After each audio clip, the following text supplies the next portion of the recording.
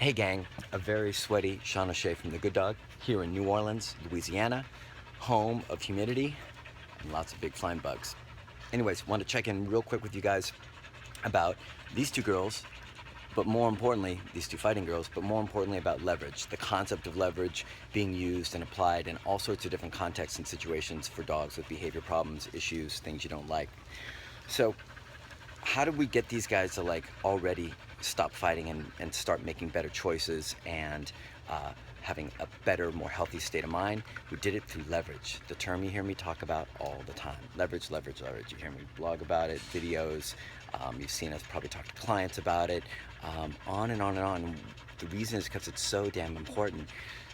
If you try and just go after big moments, all you're doing is letting dogs load up bad behaviors, bad choices, and being reinforced for all of that stuff over and over again, and then setting up the big moments to happen again and again and again. But instead, if you go after the small moments and you address them, then what you do is you steer that ship back onto course. You steer those brains back into a good space. You steer them away from dangerous waters. You steer them, I'm getting really analogy like heavy, but you steer them away from that stuff through small little moments rather than creating the inevitable big moments right here. Rather than creating big moments that you have to go after that are going to be nasty and inevitable, and you're going to keep creating them through lots of little moments. So when I talk about leverage, I think people don't, well, some people definitely get it and some people struggle with it. But the concept that like a dog like this right here that feels like she can attack a girl like this when the girl makes a certain sound or moves a certain way there's a lot of factors obviously involved, relationship and environment and what goes on in there. But in that environment, in that relationship, there's a million different moments that go on. And if owners realize that just by simply setting down firmer boundaries with a dog like this that feels entitled to set boundaries and consequences for another dog, start doing that with the dog, right? So all I did was start asking her for different stuff in and out of the crate, right? All she wanted to do come barreling out of the crate. By doing that simple crate exercise, it tremendously changed her state of mind. And a lot of people are like, well, how would that make her not want to fight a dog? Or how would that make her not attack the other dog? It's simple. That reroutes her brain to get away from, I do whatever I want, whenever I feel like it, however I feel like it, and nobody really runs the show, or no one executes any rules or any consequences for my behavioral choices in my life. And instead, you start sharing little moments where it's the reverse of that. She tries to come barreling out of the crate door slams on her, she goes, whoa. She tries it 3-4 more times, and the crate door gets firmer and firmer until she finally goes, whoa, I really have to relax and acknowledge and wait for permission. Changes state of mind, changes attitude, changes choices, changes everything. That's just one little thing, but that's leverage, right? And then she wants to pull on the walks, and she wants to sniff here, and she wants to go there. And so by impeding that and by saying, no, you're going to walk exactly how I want you to walk, and you'll pee when I tell you to pee, and you'll sniff when I tell you to sniff, you start to change that same attitude and that same personality and that same choice mechanism or freedom of choice to like correct another dog or attack another dog simply, sorry, dogs keep pulling away from me, by simply saying you're going to walk like this. You're creating leverage for better state of mind stuff through simple, small moments. Now, getting your dog to heel really nicely might not seem simple, but I tell you, it's a lot more simple than breaking up dog fights that go on and on and on and get worse and worse and worse. So leverage, guys, leverage, leverage, leverage. I'm gonna scream it from the mountaintops, leverage, leverage. If you go after all these small moments, even, and with her, we get a reverse thing, right? So she's really nervous and anxious. So using leverage for the same kind of behaviors, the heel creates more confidence, more leaning on me in a positive way, rather than just being disconnected from the handler and feeling nervous and worried about the world. Instead, she's leaning on me. She's allowing me to guide her and lead her through the world, so she can let go a lot of that stress and a lot of that anxiety that causes her to be freaked out, worried, concerned, right? Same thing goes with crate. She thinks she can come barreling out of the crate just like this one, but with a different state of mind behind it, just kind of like anxious and like revved up. And by impeding that, I start to create a new state of mind of like, once again, looking to me for when is it okay to come out of the crate, leaning on me, knowing that someone's in charge for reals, and that this person is going to let you know what's okay, what's not okay, and that you don't need to worry about it.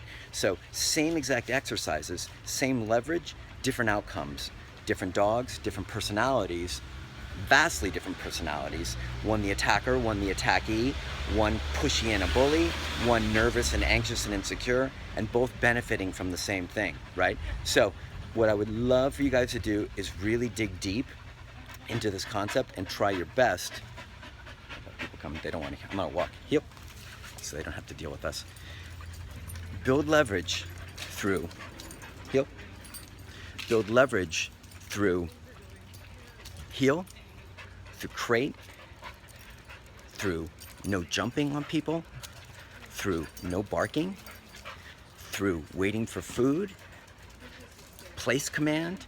Like if that's all you did, if you just did those simple exercises and you really knocked them out of the park and you really set, after you trained fairly, set firm consequences for breaking any of those, you'd have a dog that was in a tremendously different state, and most behavior issues, I would venture to say most behavior issues would be tremendously reduced, if not gone. And I think that's a really hard one for people to get, and why we push so hard on all this foundational stuff, because the foundational stuff is where you get your leverage. And then if you've got stuff that's residual stuff you need to attack, address, tackle, get over, right? Then you do so. If you've got lingering dog aggression or grudges, then we've got to go after that in its own specific fashion. Or if we've got, you know, whatever it might be, we'll go after that. But first, before you deal with that, create leverage so it's all easier. And you may not even have to deal with it if you create the right leverage. But what I do know is if you don't create the leverage and, whoa, garage door opening. If you don't create the leverage and you allow those small moments to get away from you, what you absolutely will do is you'll guarantee yourself that you continue the pattern of your dog engaging in bad activities, bad choices. Nope. Sorry, got a whole lot of stuff going on trying to shoot this video. People everywhere, and these dogs. So, guys, no, sit. So I'm hoping that makes sense, guys. I'm trying like to not take up too much space here for people trying to go by. So that's the concept. It's leverage. You can either let leverage work in your favor and maybe take away big problems, but definitely like make huge dents in them, or you can let leverage work against you and slowly unravel or maintain and increase bad choices down the line, right? You let that dog charge out of the crate or pull on the walk or jump on people or bark or do any of that stuff, you are guaranteeing that you're going to create a dog that's disconnected from you, revved up, no impulse control, feels entitled to do what it wants to do, is going to, if it's a nervous dog like this one, it's going to become more nervous and anxious. If it's a pushy, kind of more bratty dog like this one, it's going to become more pushy and bratty, all because of these little tiny moments that you didn't leverage. So that's my advice, that's my recommendation. I'm shouting it from the mountaintops for the 1000th time because it's so damn important, and I really want you guys to get it, and I want you guys to at least try it and see what you get, right? Don't, like, if your dog's charging out of the crate, don't be soft if it keeps charging out and be like, no, like, there has to be consequences for your dog making knuckleheaded, disconnected, impulse-free choices, right? Same thing goes for the walk, right? You can start soft, you can start slow, but eventually consequences have to match behavior. So if your dog is giving you a really hard time coming out of the crate, you have to match that. If your dog is pulling on the leash, eventually you have to match that. Look who it is. It's the lovely Laura Morgan. Good morning.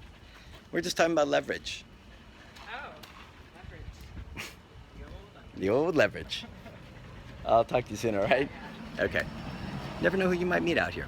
So, anyways, what I'm saying is make sure that you're fair to your dog, but you're also firm when needed.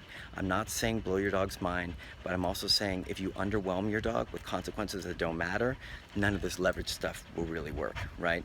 If you're being like super soft in everything you do and your dog is being super firm, you're gonna struggle. So make sure that you're matching appropriately. If your dog is super soft, then you want to be super soft. If your dog is super firm, then you're gonna have to raise it up. So that's how leverage works, guys. Sorry for the kind of like convoluted video. Lots of stuff on the mind and lots of stuff going on here, so trying to maintain focus for you guys. But I'm telling you, leverage these small moments. Already these dogs are not fighting in situations where they would have been fighting, and it's all because I told the dogs no for things that they shouldn't be doing and gave them clear parameters for what's appropriate, and that has created significant changes in decision making straight away out of the gate. And then we'll see how the fighting goes when there's higher pressure and other things like that. But hold on to that, guys. All right? Leverage, leverage, leverage. Talk to you soon. And keep sweating.